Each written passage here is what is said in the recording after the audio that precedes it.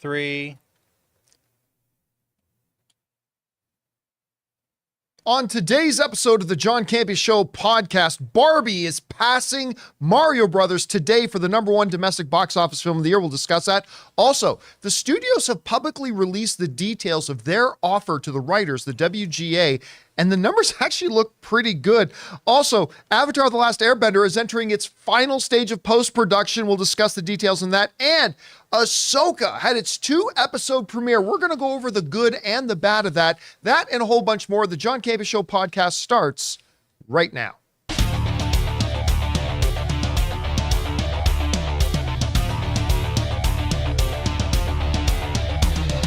Well, greetings and salutations, everybody. Welcome to the best damn movie-related show on the planet Earth, the John Campea Show podcast, coming to you from right here in our quaint little studio, brought to you in part by our friends at Mint Mobile. I'm, of course, your host, John Campea, and it is an awesome honor and privilege, as it is every day, to have you, our international friends, gather around as we talk about our favorite things in the world, movies and movie news, TV and streaming, and all sorts of good things, not just giving you our opinions, but also giving you information and context so you guys can form your own well-informed opinions, whether they're the same or even completely different from ours. I'm joined in studio today with Ray Ora. Woo! Wednesday, baby. Jonathan Voico's here. Getting over the hump. Writer, director, producer Robert Meyer Burnett is here. Surprise day. And you guys are here. Most importantly of all, thank you so much for being here, making the show part of your day. And here's the way today's show is going to go. We're going to start off by talking about those topics that we listed off.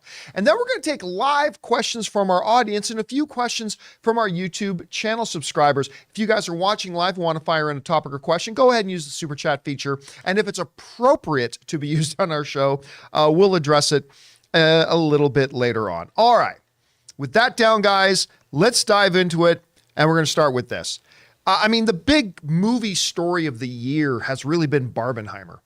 Oppenheimer recently crossed the $700 million mark. It recently joined the top 10 highest grossing R-rated films ever. And it's getting up to the number 6, 5, 4. It's closing in on the Deadpool movies. Might even cross those. I didn't think it would get to Deadpool levels, but it may very well get to the Deadpool levels. It's been great. But Barbie. It's Barbie's world, and we're just living in it. As it shattered all sorts of records. And today, Barbie passes Mario Brothers as the #1 domestic box office take of the year. This is from our friends over at Joe Blow, the headline there. Barbie to overtake Super Mario Brothers. Movie is the highest grossing movie of the year at the domestic box office. They quote this: "Sorry, Mario. It's Barbie's world now. Per Deadline, Barbie will overtake the Super Mario Brothers movie to become the year's highest grossing movie at the domestic box office. This Wednesday, that is today, will pass that mark and will take in a haul $574.2 million. It's probably even going to be a little bit higher than that. But today, that's it. The domestic mark is down. Now that's all in front of it is the more important number, which is the overall worldwide. Mario Brothers is still sitting at about 70 million ahead of Barbie. It will probably beat that this weekend. It's going to be closer than we thought it was going to be maybe a week or so ago, but it's probably going to pass it at that point. Rob, I think it's safe to say, if we go back to the beginning of the year, and if we had a discussion about what are going to be the top 2 box office films of the year, I don't think a year ago Mario Brothers or Barbie would have been in that conversation. I think we would have been, and we would have been talking about things like Fast X, Guardians of the Galaxy. You did, though, about Mario. Well, but not a year ago. It wasn't until about 3 or 4 months before Mario came out that I called it, because I started to see everything. But a year ago, it wouldn't have been on my list. That's true. So I don't want to take too much credit there, because a year ago, I would not have thought that. So #1, what do you think about that? Like Mario, Barbie coming out of nowhere, and how significant, how big of a deal is it that Barbie is now, at least the domestic box office, has now crossed Mario Brothers? Well, I think it's interesting that both of these are based on beloved toy video game franchises that have spanned multiple generations. And it shows how ingrained I think that these look, if these movies weren't, first of all, good, right, they wouldn't have succeeded. And I think it shows that I was surprised. Mario was what I expected, but Barbie surprised me in terms of just how sophisticated it actually was, and that there was a lot more going on in the Barbie movie than I thought. And I think that's why audiences have loved that film. I mean, Mario Brothers gave people what they hoped it would give them. I mean, the fact that it made $100 million in Japan, it shows that Japanese audiences, a hometown audience, home field advantage, but it did them proper. It showed that respect to the character, so it deserved to do well. Right. Barbie, to me, I was like, I don't know, man.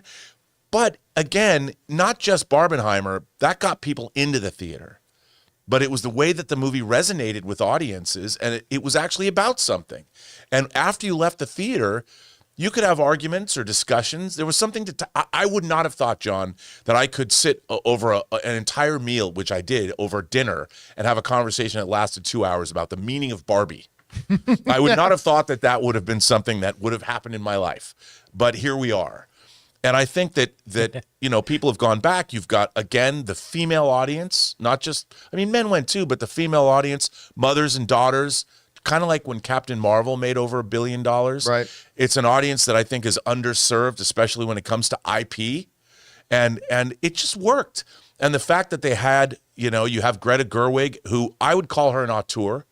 She wrote a script with her partner, Noah Baumbach. They wrote something that was probably better than that movie even deserved. No, she's a 3-time Academy Award nominated filmmaker. Absolutely. So you've got one of our best filmmakers who teamed up with another one of our great filmmakers, together coming up with this property. You had a star in Margot Robbie, who's obviously been battered a little bit at the box office, although no one would say that she isn't a great actress, who put herself on the line for this, rescuing it, a project that was sort of stuck in development hell. I mean, remember when Amy Schumer was going to be Barbie? Well, and then after Amy Schumer's Barbie, Anne Hathaway was attached to be Barbie, and it went through like a whole ton of development hell iterations, finally landing with Margot Robbie. And I think in a way, Barbie is it represents the best of Hollywood, because you had an actor sign on who, I don't know if she convinced people to come on board, but they all willed this into happening, and the studio allowed them to go with their vision.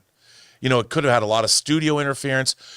I'm sure that it was just, to me, it's an example of how this business can work and still surprise people, still make great entertainment. And I'm sure the cynics are going to be talking for years to come about how, well, it was a perfect storm in Barbenheimer and it wouldn't work. But no, Barbie at the end of the day was an interesting film that was probably more interesting than it should have been, because it had people who believed in it and they made the movie that they were allowed to make. And look where they got. Here's an interesting stat for you to really understand like the seismic shift that's kind of happened in the landscape here. Again, let's go back to if we were going back a year.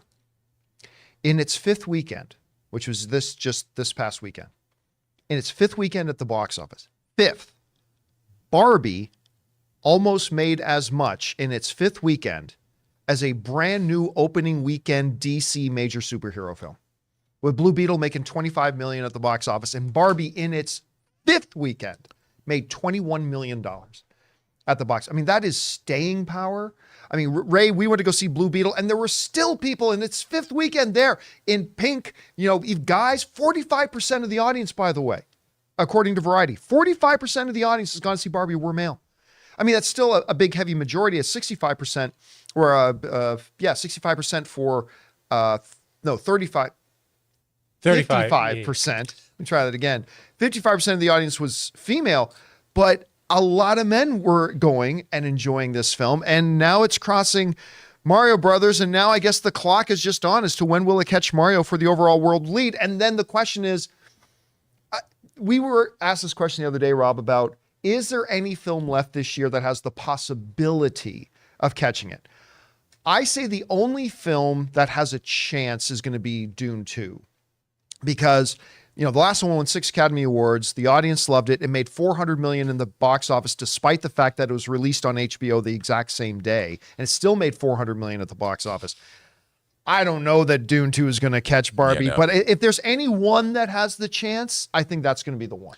The thing about Dune is it doesn't have the same kind of family crossover appeal. No, it's going to be a totally different demographic. Yeah, totally different demographic. But, I think Barbie is a once-in-a-lifetime film. But you know what? It shows that these movies, it's not enough to be an IP-derived film anymore. it still has to be an IP-derived auteurist film. You still need great directors and great writers on these properties. And I think that's something that's been forgotten. And maybe people look to Barbie. If you want to take a lesson away from that, if you're going to make, I'm waiting for the Gnip movie. And if somebody tries to make the Gnip movie, you better get a writer, director, and a star who are really behind Gnip to make sure that it turns out to be the movie it should be. Now, I don't think any of us are going to say that Mario was an auteur movie per se, but I think if you want to make movies like Barbie, but I think that the animation studio, though, certainly had. Oh, the Illumination did a terrific job on the look and the feel of that movie. All right. With that down, guys, let's move on to the writer's strike. The writer's strike, which is now getting on 3 months, it's well over 3 months. We're getting on to close to 4 months now for the writer's strike that's been going on. Now, we know the horrible way this whole thing began. They couldn't make a deal, and then the two sides didn't even talk to each other for the first 100 days, which is, we talked about this yesterday, completely asinine on everybody's part. Because, and the part that really pisses me off about it, I said this yesterday, but I'll say it again, is you have people who are not members of the AMPTP and people who are not members of the WGA who have nothing to do with their labor dispute, but they can't work because sets are shut down. Members of IATSE, designers, crew people, all out of work, and these two sides couldn't even bother to talk to each other for the first 100 days.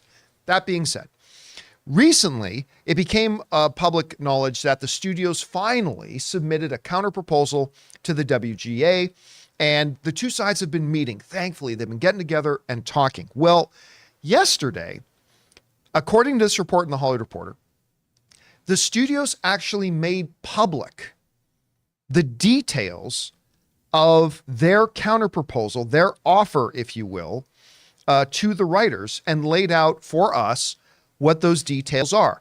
Now, if you're somebody who starts to doze off during numbers and stuff like that, try to muscle through this if you can. For the rest of you, I think we're going to find this pretty interesting. But here is basically what the studios, this is what they're telling us they have put in their offer to the writers, okay? This is the official document that comes from the AMPTP representing the studios. They said this. First of all, they are offering significantly higher compensation. This is the highest wage increase for the WGA in 35 years. That might be more of a negative commentary about how little you have increased their wages over the past 35 years than how big the increase is now. Okay, let's be fair. A compounded 13% increase over a 3-year contract with an increase of 5% in year 1, 4% in year 2, and 3.5% in year 3. On top of wages increase, a 15% increase in minimum week. Remember, the numbers we're about to talk about are minimums. All right? Minimums. Yeah, Rob. On top of wage increases, a 15% increase in minimum weekly rates for Article 14 writers, so writers other than story editors or executive story editors.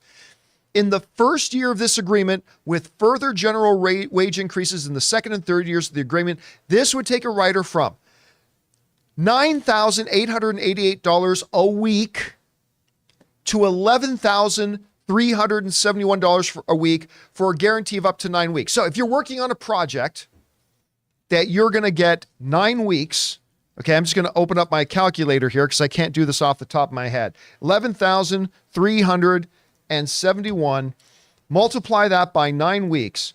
Guess what? You just made $102,000 for about 2 months' work. So they're taking the minimums up from $9,800 to minimum $11,371. Now, let's say you're working on a slightly longer series, okay? So you are now going to get a minimum weekly guaranteed.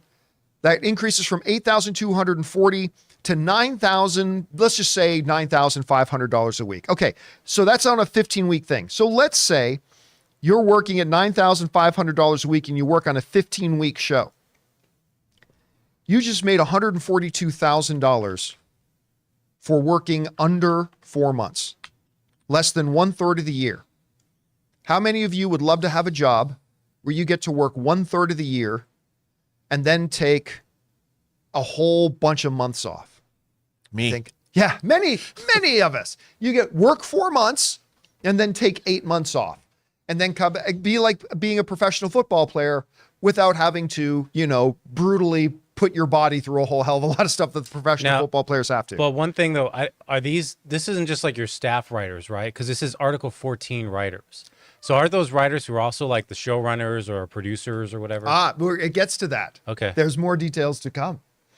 So, and then of course, if you're going to be working really long-term, like say nearly half the year, the minimums go from $7,412 to $8,524 a week. All right. So then they address high budget SVOD residual issues. Now this is streaming video on demand. All right. So this is like when I go online and don't watch something, I believe, correct me if I'm wrong here, Rob, if you know better, not when I go online to watch Mario Brothers stream for free on Peacock, but rather when I go on to iTunes movie library and rent for $7 or $8, right? Their residuals go up. A total worldwide domestic and foreign residuals increase from $72,667 per episode to $87,556 per episode. So that put in there. Now, one of the big concerns that the writers had, and I 100% agree with the writers on this, one of their big concerns is with shrinking to non-existent writers' rooms, there's no room for new writers, for tomorrow's writers to cut their teeth and get experience.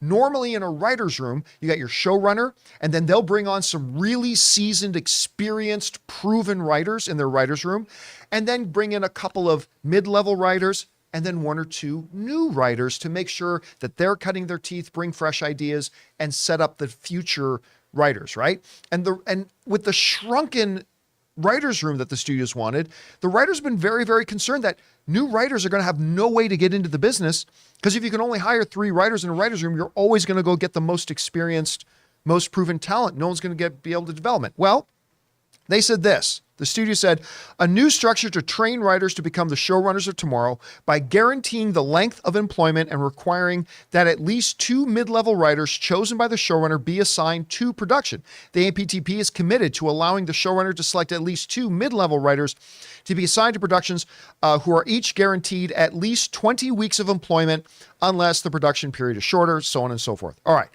Then new compensation structure for a development room, because this is another big issue that the writers had, and I 100% agreed with the writers on this. But now the studios are saying writers will be guaranteed a minimum of 10 weeks of employment, and for Article 14 writers, other than story editors and executive story editors, the week-to-week rate of pay will increase by 43.8% over the current rate, raising the rate from $9,888 per week to $14,214 a week. Then they get on to landmark protections for writers surrounding the use of generative artificial intelligence. This was another big issue that the writers had, and 100% I agreed with them on this. A writer will not be disadvantaged if any part of the script is based on generative AI produced material, so that the writer's compensation, credit, and separated rights will not be affected by the use of generative AI produced material. What they're basically saying is this. The studio is saying, we still want to be able to take advantage of AI here and there if we want to, but if we do, it will have zero impact on the credit that a writer gets, zero impact on the compensation that a writer gets, zero impact on the work that the writer does. So they're basically saying, look, we still want to be able to use AI if there's a particular circumstance where it'll help us out. But the studios are now making assurances we will in no way let that affect the writer. That's what they're claiming, at any rate. Then another big thing that we've heard Chris Carr talk a lot about this, that there's no transparency from the streamers about what kind of numbers they get. Well, the studios have made this commitment. Increased data transparency to reflect that the internet has changed the dynamics of the entertainment business. For the first time, viewership data in the form of quarterly confidential reports is to be provided to the WGA that will include total SVOD view hours per title. This increased transparency will enable the WGA to develop proposals to restructure the current SVOD residuals regime in the future. So they're at least not going all the way, but they're at least giving some commitments to having some transparency. Quarterly reports, 4 times a year, to go to the WGA. So they're not going to make the numbers public. They're not going to let everybody know them, but they're making, at least it's a little bit of a step. Rob, I don't know that this is going to be enough for the WGA, but it does represent a significant shift from the AMPTP from where they were. They've absolutely made some pretty significant concessions here. What do you think about this? And does them at least taking this step give you hope that they can get closer together? Well, I think the thing that it shows me right away is that at least they're serious about negotiating. Mm-hmm. You know, it shows, I think, a part on the AMPTP, a willingness to realize that this is important, that these are numbers that are real numbers. It's not a pittance. Some of the things, the SVOD, the idea of streaming stuff, I still think that there needs to be more refinement there. I also, before I give definitive answers to something like this, I'd have to have the rebuttal from the WGA and read that. But the things like generative AI, what's really interesting is we've seen that recently, I think a judge said that anything that's AI generated is not copyrightable. Oh, yes. That was a major, we talked about that yesterday. A It's major thing. So if you're using generative AI to write a script, will you be able to use that script and copyright that script? You can use it, but you can't copyright it. And you and I could go, oh, that's a nice script you developed. We're going to take it and use it too. Yes. You got no protections. And there's no protections at all. And I would say this, I don't pay, if I'm a producer, I don't pay a writer to use generative AI. I don't care what kind of a tool it is. I would expect a writer to be right, because as soon as a writer uses something like generative AI, that tool writes. It does your job for you. And if you really want to be considered a writer, I would say the writers also have to have an obligation to not use generative AI in their work. And I think it's great. Both sides should agree. Using generative AI muddies the copyright issue. That alone is enough for me to say, as a producer, no.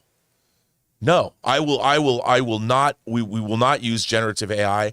And I think that's going to be true. I mean, costume designers, you can have AI design a costume for you now. And a costume designer doesn't want that. A costume designer, that's their job, is to design a costume. Generative AI can spit out 10 different costumes with a prompt. And I think, but a costume in a movie, if somebody's, it also is copyrightable. All that stuff is copyrightable. So I think it's really interesting if movie studios come down and say, well, we need to own our material and we need to make sure 100% of the time it's owned. Maybe now, generative. the WGA, by the way, has issued a statement since then. And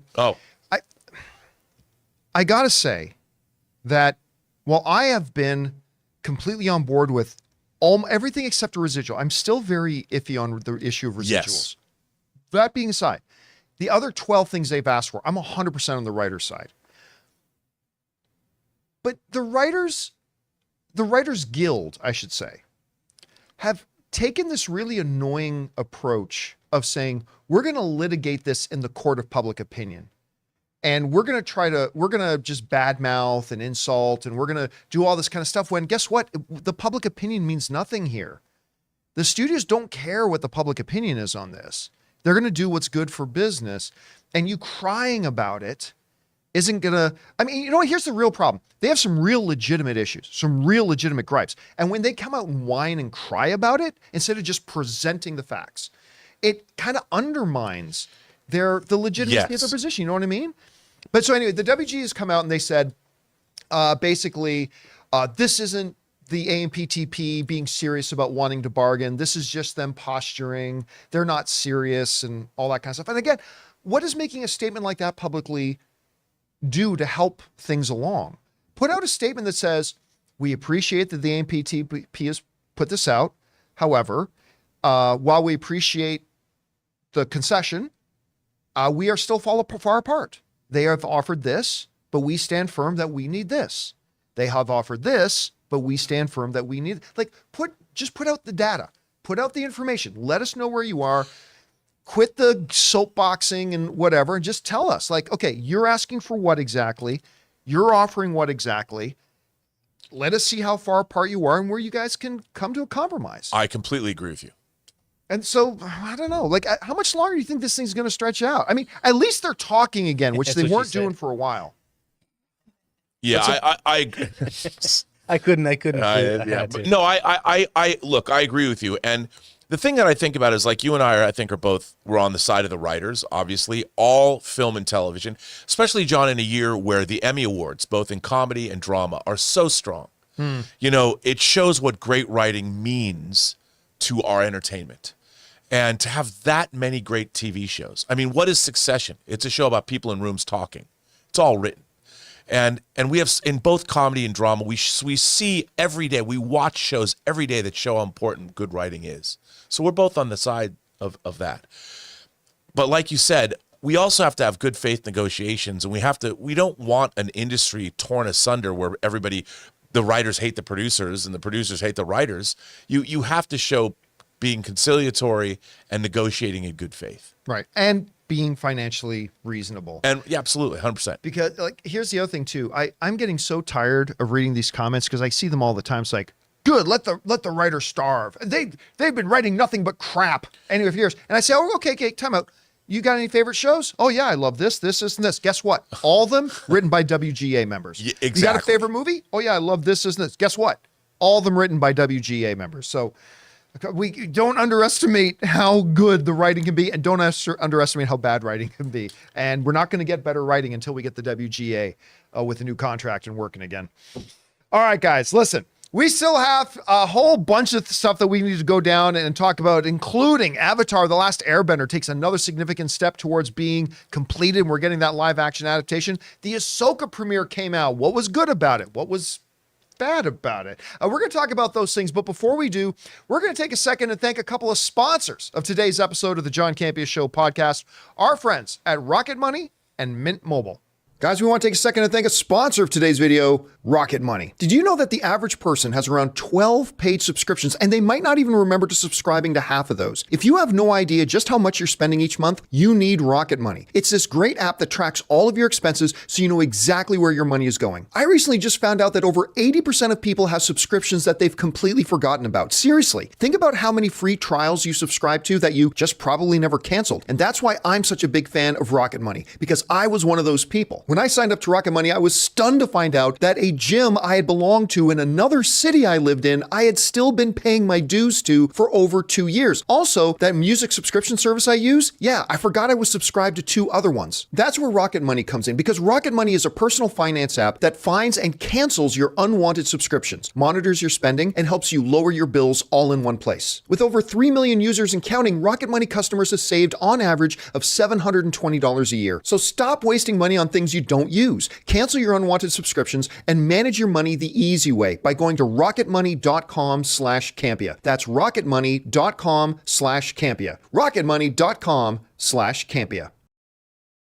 Guys, we want to take a second to thank a sponsor of today's video, Mint Mobile. Signing your life away to a big wireless provider is kind of like being trapped on a roller coaster from hell. Sure, it looks like fun at first. They probably even threw in a free phone, but now you can't get off. Month after month of insane bills and unexpected thrills, like overages and surprise fees. If that sounds like your current big wireless plan, it's time to get off the ride with Mint Mobile. For a limited time, wireless plans from Mint Mobile are just $15 a month. That's unlimited talk, text, and data for just $15 a month. You guys know before I came to Mint Mobile, I was paying triple what I am paying now on the standard big wireless plan, and I will never go back. All plans come with unlimited talk, text, and high-speed data delivered on the nation's largest 5G network. Use your own phone with any Mint Mobile plan and bring your phone number along with all your existing contacts. To get your new unlimited wireless plan for just $15 a month and get the plan shipped right to your door for free, go to mintmobile.com/Campea. That's mintmobile.com/Campea. Cut your wireless bill to just $15 a month at mintmobile.com/Campea. And thank you to our friends at Rocket Money and Mint Mobile for sponsoring this episode of the John Campea Show podcast. All right, guys, with that down, let's talk about this, shall we?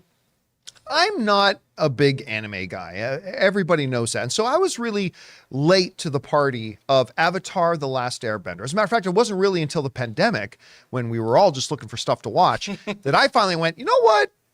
I'm going to watch Avatar: The Last Airbender.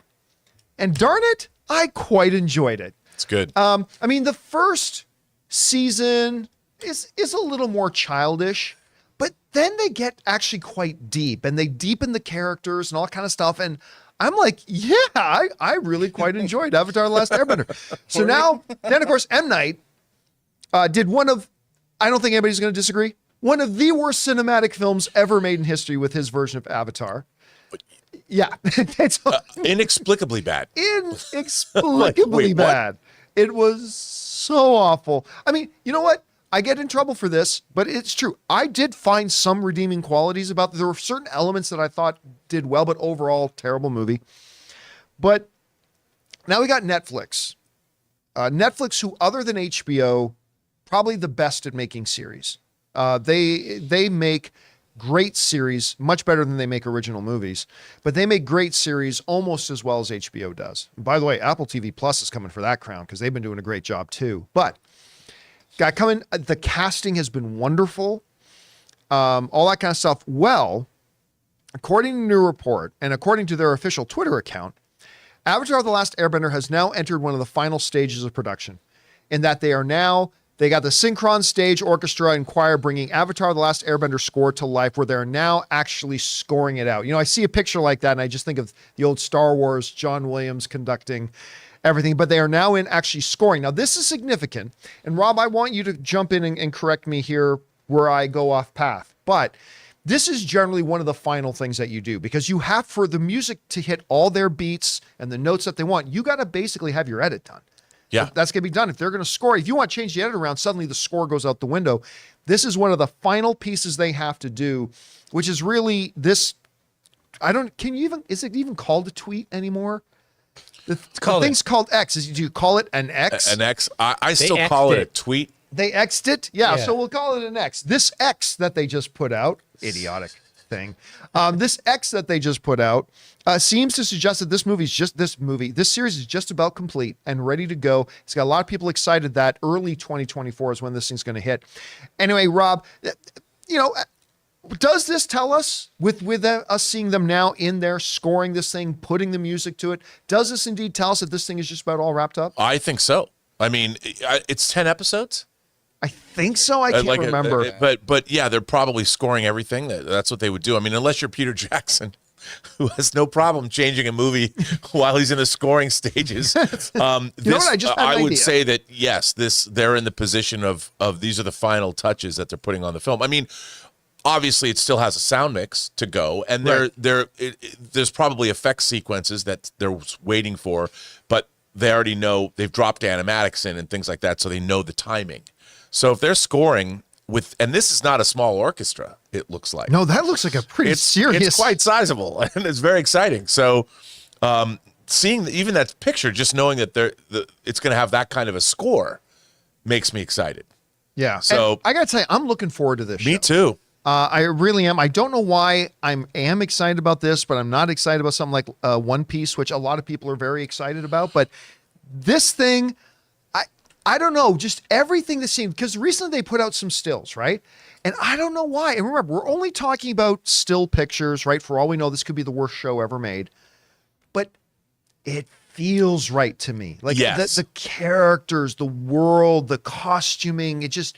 everything, and I know this is an extremely subjective thing to say, but it just feels right. My anticipation level is actually pretty high. There's going to be 8 episodes, and they're each going to be in 1 hour.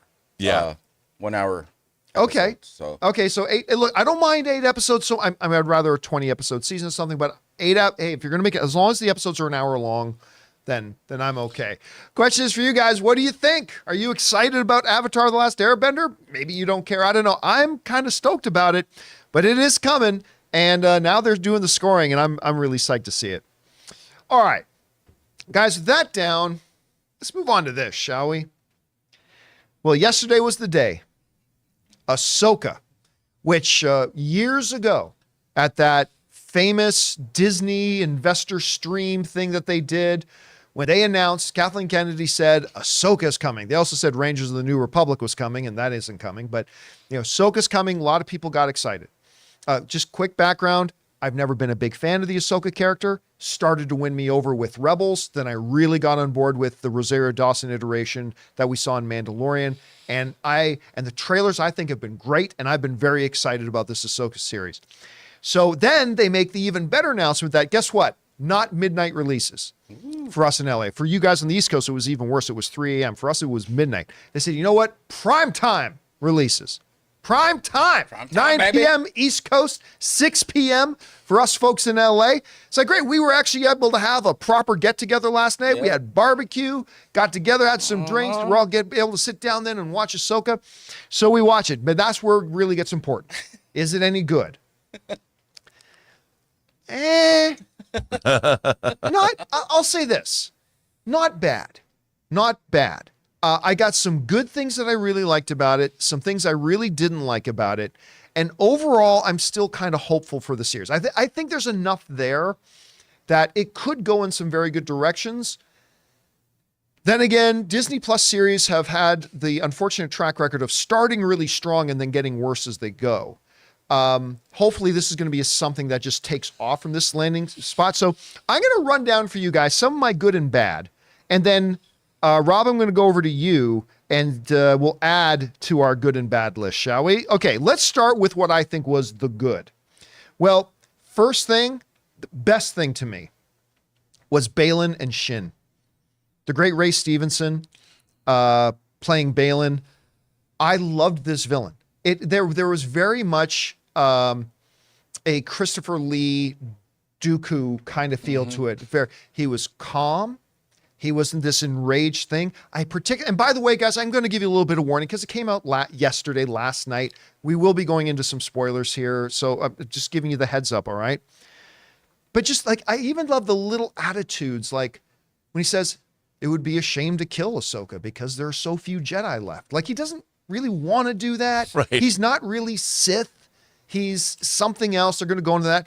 And I loved his master-apprentice relationship with Shin. I'll tell you what.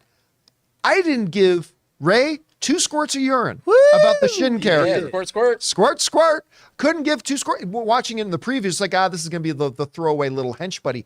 But there's something about the intensity of the character, the loyalty of the character, that even though she didn't have a ton of dialogue, I found myself really into that She character. looked great, though. She looked great. Her She looked fight, dangerous, scary. yeah, she kicked Sabine's ass. You know, it just looked really good. And I found myself really loving this character. So for me, the number one thing is, and these are in really no particular order, but I absolutely love the Shin thing. Next up, I really love seeing the Rebels crew again. I love seeing Chopper. I love seeing Hera. I love seeing even Clancy Brown as his character that he voiced in the show. I love seeing Lothal again, the station where Ezra was when we first met him, seeing the portraits in the background. You got to understand, I really liked Rebels. I liked Rebels so much. My wife and I did a rewatch of it, actually. We watched the entire series twice. I really like that show. So just revisiting and seeing these characters again, I absolutely loved it. Also, in the positive good side, I'm going to say this. I thought some, not all, but I thought some of the action was actually pretty solid. I thought some of it looked a little Book of Boba Fett slow. Some of it looked a little slow, a little bit awkward, but some of it, I mean, look, nothing in this was the Qui-Gon Obi-Wan versus Darth Maul fight in Phantom Menace good. I mean, nothing in this came to that level, but that's fine. That's like top of the heap. But some of it was actually quite exciting and quite thrilling. And so, you know what? For a Disney Plus show, that's all I can ask for. All right. Another thing that I really quite liked, and that was Mary Elizabeth Winstead's Hera. I thought her Hera was great. As a matter of fact, and we'll get into some of the negatives, her iteration of Hera was the most true to the cartoon version of her character that I found. We'll talk about this in a second. I didn't find Sabine to be a lot like the Sabine I remember from the cartoon. I don't find Ahsoka to be a lot like the Ahsoka I remember from the cartoon. But Mary Elizabeth Winstead's Hera, I thought she was great. She felt like the real Hera from the show. And I just love Mary Elizabeth Winstead, so there's that. Me too. All right. Next pro. Hu Yang, the droid. I never usually just get into the droid characters stuff, but I loved Hu Yang.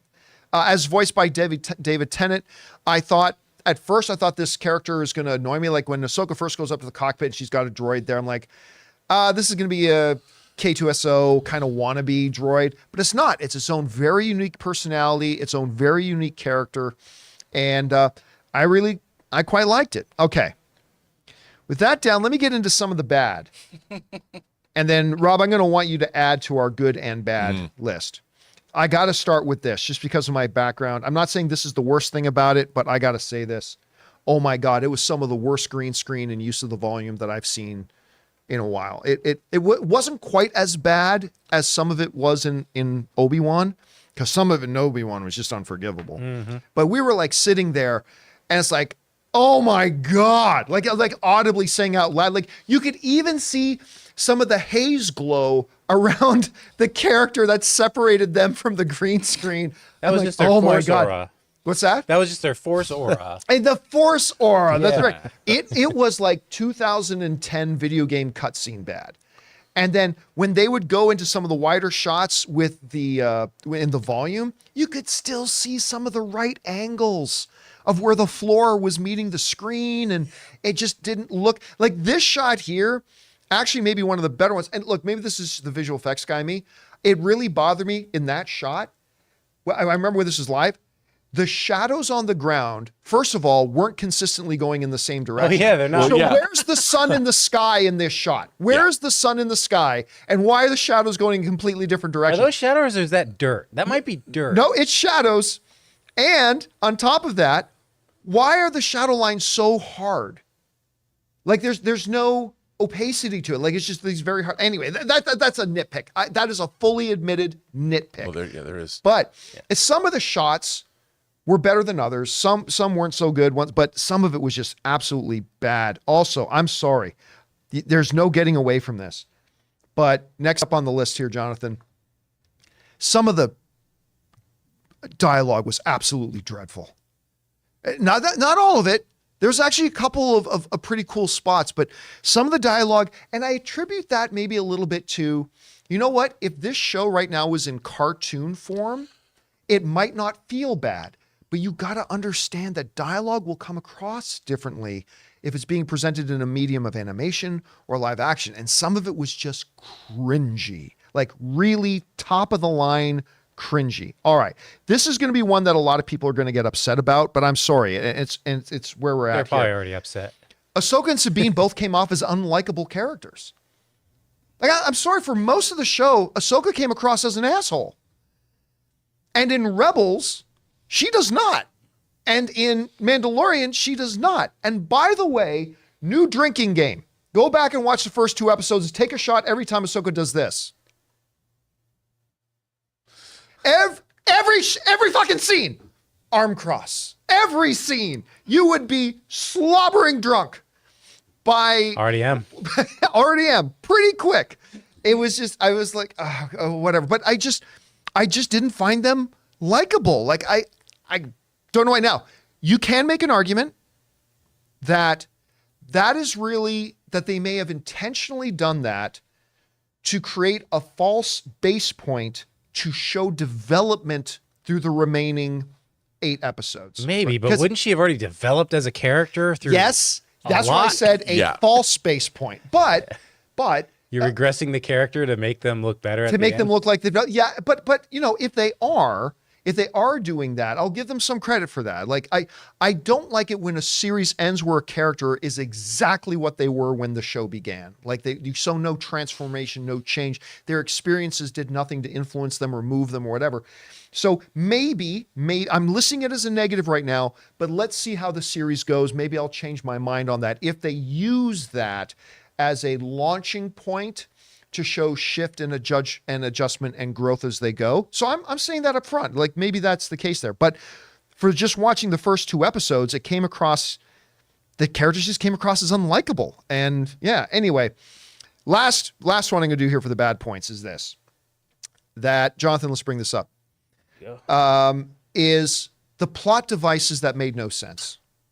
Now, plot devices, different people interpret it different ways and have different definitions for it. But basically, a plot device is something that you got to have happen in order to have something else happen, right? And a plot device is not a bad thing. It's like any other tool. It can be used well. It can be used badly. But throughout these 2 episodes, the plot devices they chose to use left me really scratching my head. I'll give you one example. General Syndulla and Ahsoka go to the shipyards. And they're saying, well, what's that? First of all, they got this top secret giant warp core. Well, where are we going to hide it? Out there in the middle of the floor where the sun is shining on Haven't it. you heard of hidden in plain sight? Yeah, we're going to just put it right out there. Okay, that's not the plot device that I'm worried about. But when they're like, well, show us the details of it. Well, we can't, all this kind of stuff, right? Now, the showrunners wanted us to know that everybody in there is working for the Empire. Okay, we need a plot device to explain why the audience now finds that out. And their answer to that was, have a guy jump out of his chair and instead of surprisingly shooting Ahsoka, first yell, for the Empire! And giving 6 seconds for Ahsoka to turn around and go, what? Oh, you're going to shoot at me. Okay. Like some little nobody, for the Empire. When they just explained that none of these guys are loyal to the Empire, they're just doing it for money. That's what they said in the show. These people are just doing it for money. And yet, instead of getting the drop on Ahsoka and shooting them, have him yell out, for the Empire, because how else is everybody going to know watching that these guys are working for the Lieutenant Empire? Greg blew it for the Empire again. That's just blew for the Empire, but a couple more big plot devices. So you're telling me the secret map to finding out where Grand Admiral Thrawn is was hidden 1,000 years ago in a secret underground. What the fuck are you talking about? Okay, so there's that. Also, big plot device failure for me. When Ahsoka first brings the orb to General Syndulla, it's like, it needs a key. I don't know how to unlock it. General Syndulla, one of the heads of the Republic military, with access to every resource in the universe, instead of saying, at the University of Coruscant, we have the most brilliant mathematical and decipher minds in the galaxy. Let's take it there and find it out. You know what? I bet Sabrine Wren could help you out with that. What? What? Have you seen her work I get with it. droids? You needed a plot device to set up why Ahsoka goes to Sabine. I get that, but you should have come up with something better than that. Because I was like sitting there going, what? Really? That's what you're doing? So little plot devices. So again, my quick list here, the good. Balin and Shin were great. Seeing the Rebel crew made my heart smile. Some of the action was really solid. Mary Elizabeth Winstead as Hera I thought was the most true to the cartoon character. And I thought I was going to be annoyed by that droid, but Hugh Yang I thought was really delightful. The bad, some really bad green screen and use of the volume, which has become a standard thing with a lot of these shows. And one of the reasons why Andor is so great. Absolutely some dreadful dialogue. Ahsoka and Sabine came off as unlikable to me, and the plot devices, that absolutely made no sense. So those are some of my good and bad. Rob, we unfortunately didn't get to watch this together yesterday, so we haven't had a chance to really go into what we thought about it, but your general impressions of the 2 episodes, and what would you say are your good and bads? Well, I would say, first of all, I really liked overall the cast. And I thought that, it's a rough thing to take these beloved animated characters from Rebels and then turn them into live action characters and have it work. I thought I got to give it to them. I know a lot of people didn't like that they got Rosario Dawson at first. But no. She is that character. She's that character. I think she defines the character in live action. I really liked everybody that they picked for their respective roles. Again, I think where it falls down a lot is the writing. I think the writing still feels like they're writing an animated show because let's face it, this is Rebels season what? It really is. Yeah. And so that was, and I think overall, the direction of the show really bothered me. I think the direction, and I can't tell, John, if it is the fact that they use so much of the volume that they're really limited in what they can do with the camera in terms of moving it, blocking it. You brought up the idea of this standing and crossing your arms. It's because I keep wondering, I just watched a video on the direction of the old BBC show, I, Claudius, which has these really long single takes where there's all kinds of blocking, where characters are going back and forth and this and that. When a character just crosses their arms and is planted in one place, I'm like, you don't know what to do with the actor. You haven't figured out how to make that scene dynamic. And like, I feel that is a problem with a lot of these Star Wars shows when you're watching them, they're so locked into using the volume that visually they can't be as dynamic as they need to be. And it looks good, but it's not, you can't move the camera the way a normal movie would, a normal Star Wars movie would. So it feels somewhere sorts halfway between animation and halfway between live action. And with them always being on the volume, like always, it has a sanitized feel. It really to it, does. you know You what I mean? don't. I mean, you can't put atmosphere in the. You can't have smoke in front of the. Yeah. I mean, because it would throw everything off. Right. So like when you say sanitize, everything looks too clean. It gives the effect that you don't believe there's anything over those rocks. No, absolutely not, because there's no atmosphere. And I think it really hurts. Whereas Andor was dripped with atmosphere. Can you imagine how this, even just take these 2 episodes, how much of a difference visually would made if they had taken, now I get it. There were some environments that you got to use the volume. I get it. But can you imagine how the first 2 episodes would have looked and how they would have been shot if they had taken the Andor approach and used all practical environments, all real locations, all that kind of stuff? Like, I think, can you imagine how the feel difference it would have had? And with the actors too. I mean, but even from the very beginning of the episode, the first episode, here's a ship that they don't recognize. They don't know. Well, the transponder, they basically play off that beat in Return of the Jedi. Well, the transmitter, It's an old code, but it's an old code, but I was about to clear Why would them. they let them on the ship? That's the thing. I'm like, Why would they this is- let a Dude. ship they're convinced of isn't legit, that itself could just be a giant bomb? And we're like, you know what? Let them land. I'll allow it. You know what? this- YOLO. Yeah. I mean, this is my problem with the overall writing, is there's always things like this throughout both of these episodes where I'm like, and whether it's Sabine, you're like, well, let's talk to Sabine. Like, okay, really? And these things make no sense to me. And what it does is it undermines the credibility of the whole show when your characters do something. I mean, this guy's like, I don't believe they're Jedi. But we're going to meet him anyway. Yeah, let's bring him on the ship. Let's see what happens. Why would you? And then of This course, just came off onto your ship, and you're like, eh. and I feel like we're getting, especially in these science fiction shows. I mean, are people just dumb? Like, are they? And it's funny because he comes out and he's all like smug too, with his group of defenders waiting. Yeah. They don't even know it's going to walk off. What if the ship itself exploded? The first thing I thought when they had the scene, the door opening, him walking through, it's like, what, 1, 2, 3, he's got 6 guys with him? Why not bring 60? How about the Like, fact you have that no idea what's on this ship. there's a prisoner on their ship that is desired by other people? You know, I mean, it's like here's a mysterious ship that's coming. And I was Again, looking at plot device, right? Plot device. again, and I'm just looking at this, and I feel that a lot of with these Star Wars shows, and now with Marvel shows as well, that this is really hurting the writing of a lot of these programs. But that said, I did enjoy both episodes. I was like, okay. I mean, despite the fact that I guess now, because I expect the writing to be substandard, they need to start writing a live action show and not an animated series. I feel like even in The Mandalorian, I feel like there's a level of writing that we're missing because they feel, we don't have to make it as realistic because it's a Star Wars show. You know, The Mandalorian felt like it was an animated show. It could have been an animated show and it would have been fine. And I just feel they need to step up the writing. But that said, I did enjoy this probably more than I've enjoyed any of the Disney shows aside from the second season. Second season of Mandalorian is still my favorite single season. I loved Andor for being different than Star Wars, but this felt like, okay, we're inserted into the Star Wars universe. It's not like somebody going, we're going to do something a little different. This was clearly, it's building on Rebels, it's building on Clone Wars, it's building on all this mythology. I call it the Filoni-verse, the subverse of the Star Wars universe, the Filoni-verse. And I was like, I liked it.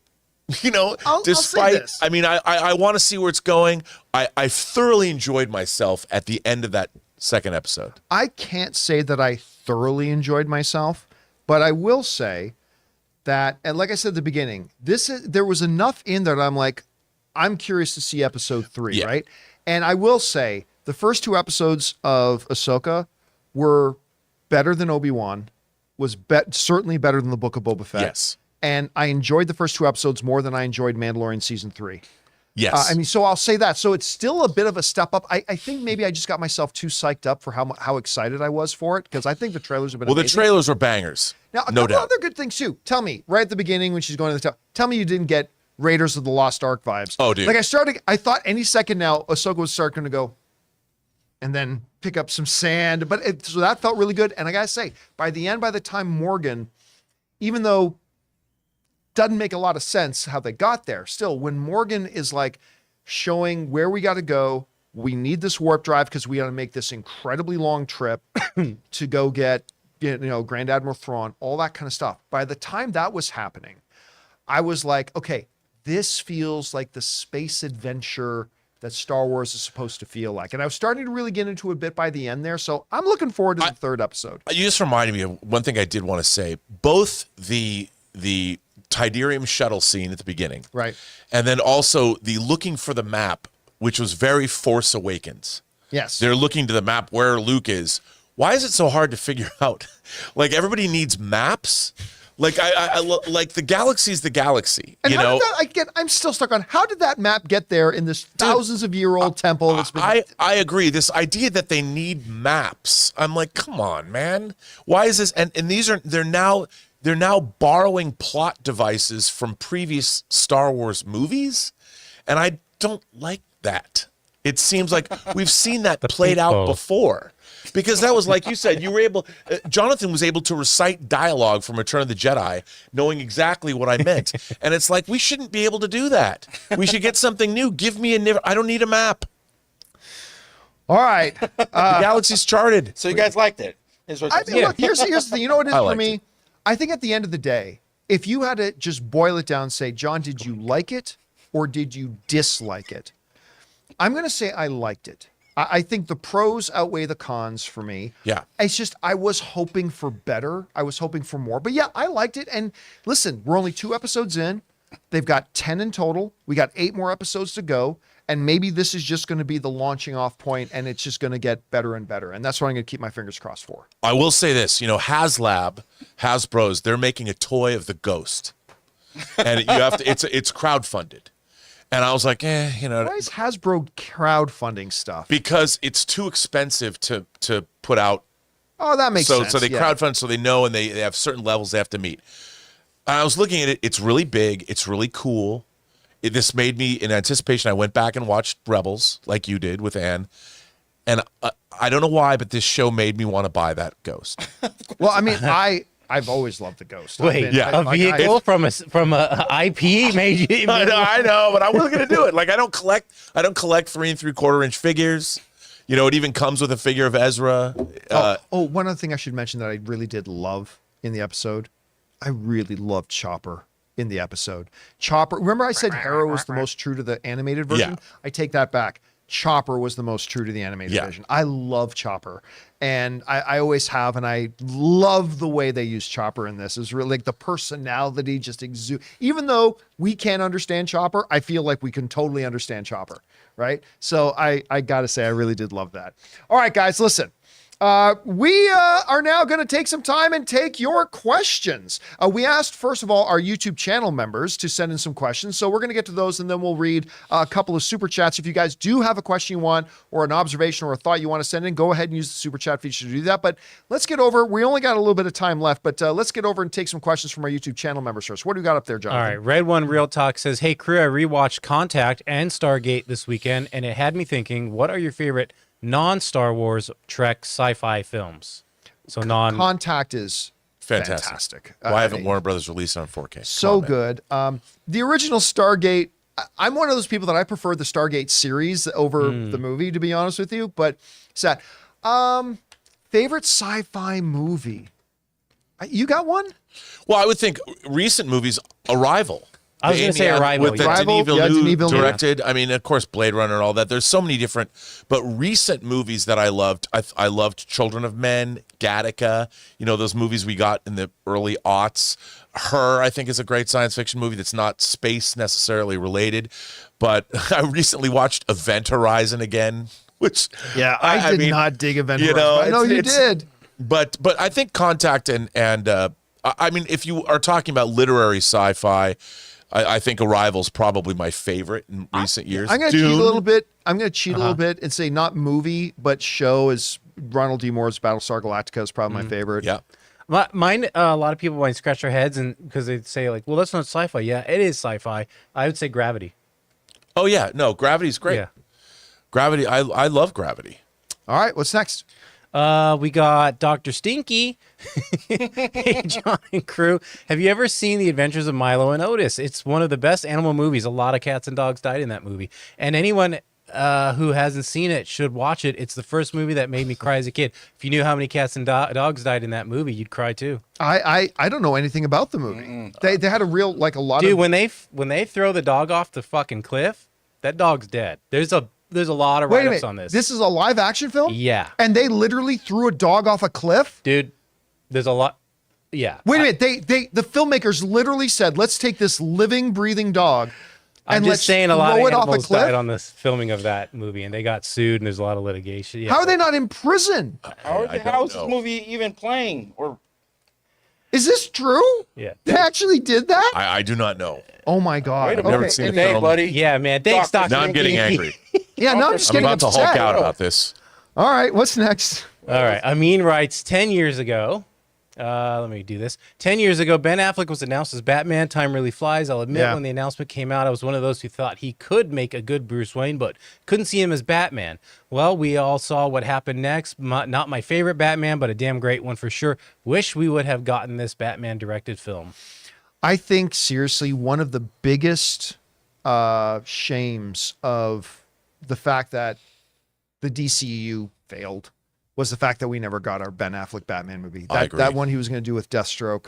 That a number of comic book writers and WB writers for their animated just has said, it was simply said, the comment was, it was the greatest Batman script they ever read. And we're not getting it. And it's just a damn shame. Damn shame. I agree. All right, what's next? All right. CJ Rebirth writes, had a lot of fun watching Ahsoka last night. Sabine's my favorite character in the show so far. I love that some of the music reminded me of Han and Leia's theme. That's one of the things neither of us mentioned. I like the music. I in did it. too. The music was actually quite good. Very much so. Yeah, I dug it. All right, what's next? Okay, here we go. David Lloyd writes, over under 30%. The creator makes more than Black Adam at the box office. I think it does only if it's rated 12 or PG-13. I'm going to go 30% is still low, but I'm going to go under. I think Crater is going to be a better movie than Black Adam. I'm not sensing a lot of buzz. And honestly, the trailers they have put out, I don't think they're going to excite general movie-going audiences. I know they excited Ray, Yep. but Tell you. I don't think it's going room for you right here. I just don't think it's going to excite general movie-going audiences. So basically the question is, do I think the creator can make $400 million at the box office? They need it to, but I don't think it will. Rob, what do you think? You know, I have to say I'm really excited to see this movie. I saw an interview just yesterday. I was watching a clip. I think it was done, I don't know if it was on Screen Rant or whatever. It was done at Comic-Con where they interviewed Gareth Edwards, and he was talking about, he was inspired to make this movie. He was watching Apocalypse Now, and he was thinking about the rice paddies in Vietnam, and he's like, what if the rice paddies were full of robots? And I'm like, and that That's he a was great talking, comment. I yeah, like and then that. he was talking about he kind of went from there, and I'm like, okay, because it does look. I'm more interested. I was more interested in the trailers, especially the last trailer they put out. I thought looked great. I mean, I'm so happy that we're getting at least a pretty heady looking science fiction film that has a lot going on that isn't an IP. It's original. And, you know, Gareth Edwards made that movie Monster, which is how he began his career, and he came out of visual Quite effects. good, by the way. Yeah, and I think it looks terrific. I'm really pulling for this movie. I want it to be great, and I want it to make a lot of money so more movies like this get made. But will it make $400 million? I don't think so. Yeah. That's why it's coming out in September. I think it'll be better than Black Adam. I just don't think it's going to make as much money as Black Adam. I hope I'm wrong.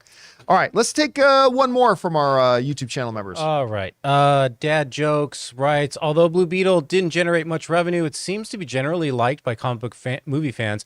Do you think it's because it's a true origin story with almost no connection to any other comic book movie?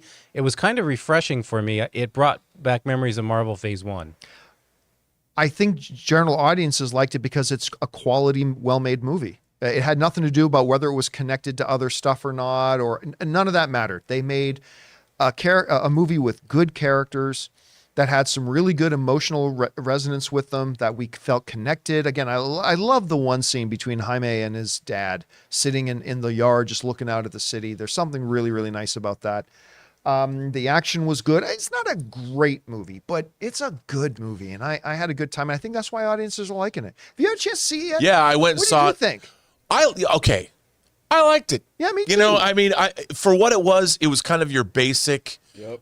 There was nothing in it that was surprising, but I enjoyed it. Like, I had fun watching it. And I read something yesterday that I don't know if this is true because I don't speak fluent Spanish, but somebody had written that all the Spanish in the movie and everything that was said was very authentic. At least to them, it was authentic. And the way, the phrasing that was, and I thought that was really cool because some people have said the exact opposite that aren't necessarily native Spanish speakers. So it's nice to hear that. I felt it was authentic. You know what? Look, to be honest, John, it is a pretty by the numbers sci-fi origin, science fiction superhero origin story because it was a very much of a Sure, science. nothing game changing. Nothing game changing, but I enjoyed myself. Dude, Yeah. I still think made me smile. yeah. I thought the effects. I liked some of the action sequences. You know, we saw the actual suit was at CinemaCon. Yes. I thought, and I liked the suit up, and I'm like, I would buy a hot toy figure of that suit after And you watching are. it Well, in action. and also his transformation was like horror. Yeah, yes, Like- and there was a little body horror stuff that the thing went inside. I liked it. yeah. I Like dug what's it. his name would say, did it go up in your butt? All right, let's go to the super chats. What do we got coming in from All our right. live viewers? We got and then we got to wrap things up. Yeah, Andy writes, words of wisdom. If you have ever feel broken, remember that you are Knuff. After all, you can't spell broken without bro and Ken. I'll tell you what. One of the biggest laughs that got from me, and there's a lot of good humorous moments in Barbie, but maybe the biggest laugh I had was when I realized the shirt he was wearing that said, I am Knuff. Yeah. I laughed really hard the first time I saw it. That was a really, really good. You can't spell. I like that. All right, what's next? All right, we've got Andy who writes, the writing to Ahsoka so far is convoluted. If Ahsoka and Sabine wanted to find Ezra, why didn't they just try checking out some karaoke bars in Hawaii first? Oh, wrong You Ezra. get it? Ezra. and There's a little Ezra Miller joke in there. Actually, that's not bad. That was pretty good. What? Not bad, but that's not great. bad. That's not bad. All right, what's next? All right. Jamie Sundays writes, Andor had scenes of the Empire discussing small details of plotted coup in a room, and it was fantastic. Ahsoka had saber fights, and I was yawning. Look, like I said, if I have to boil it down to, did I like or dislike the first two episodes of Ahsoka? I liked them. But there is just clearly a different level between Andor and just about everything else that's been. Yeah, it's Disney not even Plus. on the same plane. They're not on the same league. It's Andor is here, and then everything else is either here, or maybe here, or maybe here. But Andor's up here. It's just another level. It's just superior storytelling, superior filmmaking. I got to binge it. But that doesn't mean. But that's the same thing. Like whenever there's a crime movie, say, but is it as good as The Godfather? Not everything has to be as good as The Godfather to be good and enjoyable and have a worthy place, right? Ahsoka can be all that, but it's not going to be as good as Andor, and we don't need it to be. Be great at what it is you're doing, and if you're going to be more of a bubblegum lightsaber fight, then make it the best bubblegum fun lightsaber fight kind of show you can be. They did some of it well, some of it not so well, but you're not going to hear me trying to compare it a lot to Andor because Andor is just a different level. I mean, to me. All right, what's next? CJ Rebirth writes, Jamie Foxx in the couch and Strays. I'll tell you what, Did you man. see Strays? Rob, Not yet, Oh. but Okay. I know. You're I got to talking tell about. you, I talked about this the other day, but I remember back when Shane Black's The Nice Guys came out with Russell Crowe and Ryan Gosling. And that movie is brilliant. It's so good. It's wildly original, and nobody went to go see it. No. And for the longest time, we talked about how, hey, movie fan, like, because I hear a lot from movie fans. Movie fans are, why isn't Hollywood making anything original? They are. They make a shit ton of original, fresh stuff. More than you realize. More than in any other time in history. The problem continues to be that when something wonderfully original comes out like Nice Guys, I've been guilty of this too. We all are. We as film fans are collectively guilty of this. We don't go support it. This year, we heard a lot of people in the last year and a half, 2 years saying, where's the comedy gone? Where are comedies anymore? If you want comedy now, you got to go to a comic book movie. Like, where's the comedies? And where's the mature comedies, right? This year, we've had two of the funniest movies Joyride and Strays. And nobody saw either of them. Nobody saw them. Purely original, wildly funny, absolutely filthy. And then people, where's the original R-rated comedy? They're here. No one's seen them. Strays made $8 million in its opening weekend. I don't even know if Joyride made $8 million in its entire theatrical run. Dude, I don't. There's an article, I got to read it. It was I think in Puck this week about this very issue. The funniest thing that I've seen, I don't know why I think it's so funny, was in those trailers when the human hands come up. Oh, that was so funny. It killed me. In that every time, even I think about it now, it cracks me up. That alone, I want to take Elizabeth to see Strays. You know what? 100%. None of the top 10 funniest things in the movie are in the trailer. None of the top 10 funniest things in the movie are even in the trailer. Yeah. You got to go see it. So far, it looks like Joyride did make 15 because it eked out 2 million worldwide. Ooh, 15. Yeah, and so far Strays is at 11.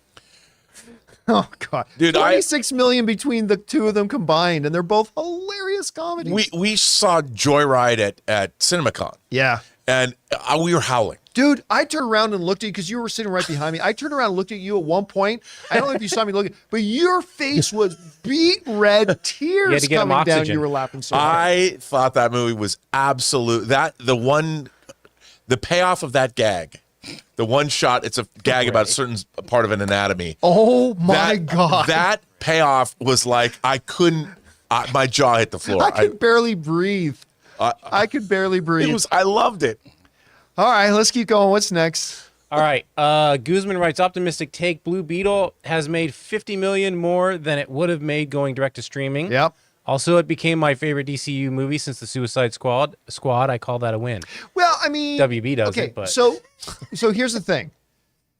It has not made 50 million more than if it went straight to Max because they would have had a marketing campaign putting it straight to Max, but they spent more on the marketing campaign for the theatrical release. But I think it's pretty safe to say they've more than covered that difference between what because maybe they would have spent $20 million marketing push if it was going straight to HBO Max, maybe a $60 million marketing push with the theatrical because they didn't market the hell out of it. So I think they more than made up. So yes, they are technically now, they have already made more money back on this film with its theatrical run than it would have been if they put it straight to HBO Max. I wouldn't call it a win. What's a win was the strategy of putting it in theaters. That strategy was a win. The movie itself is not yet a win, and maybe it'll be a win. Maybe it won't be, but it certainly isn't yet. Right. All right, what's next? Oh, hold on. Can we get a question about Invasion? Come on. Nobody cares about Invasion. Dude, it's the most boring alien invasion ever committed to film. Sorry, Have you watched the second season? Yeah. You didn't like it? Dude, the first season put me to sleep. All right, let's keep going. Maybe there'll be an Invasion question. What's next? Kevin Cow writes, live show and loved the first 2 episodes of Ahsoka so far. Hope they show more of what happened between Ahsoka and Sabine as master and apprentice. Well, it's not that you hope. It'll be completely incompetent story writing if they don't. Because they obviously have set up this thing about something went down, blah, blah, blah. They are obviously going to pay that off. We're definitely going to get the answers to that. That's actually one of the things that you want to plant some seeds. And that's one of those seeds they plant. But what went down? Why did the two of them go their separate ways, right? That's going to be one of the payoffs in story as we move forward. For sure, 100%. All right, what's next? All right. Devin Lita simply says, Rob's back.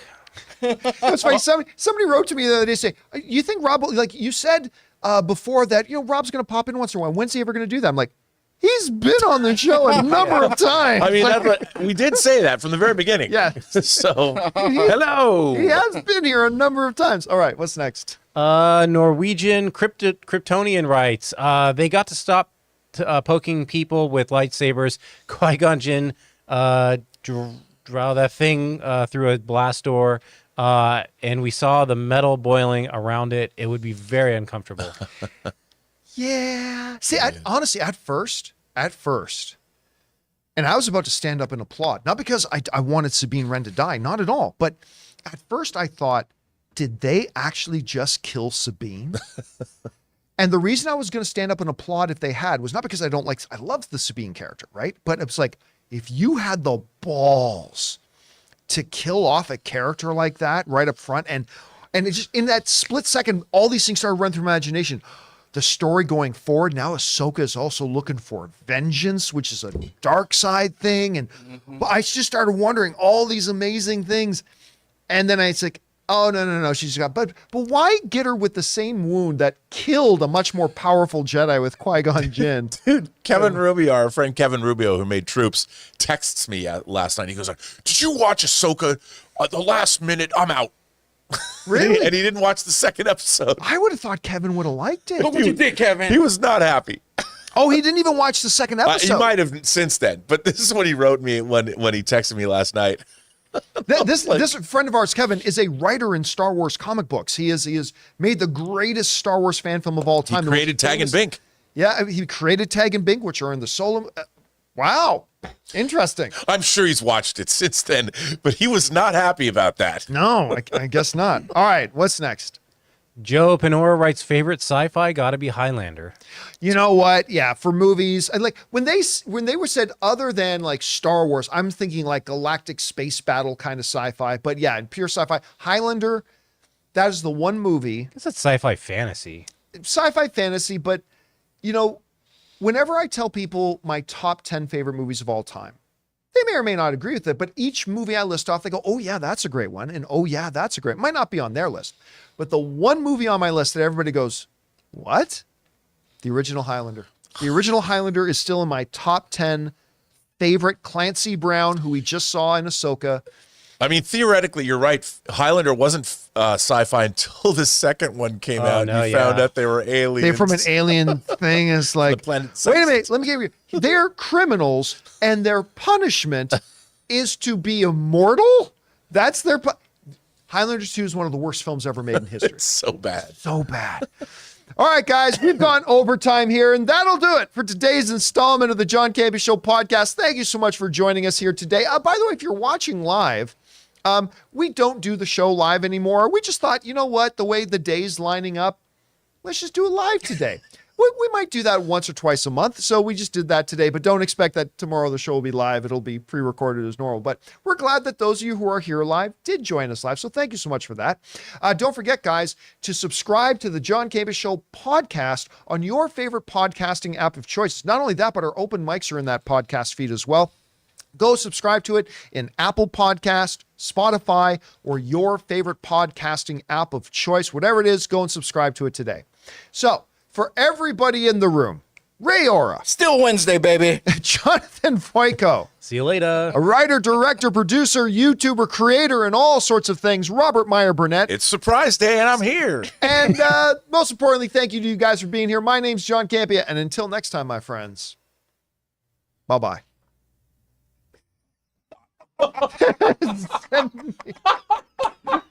Rob Soka.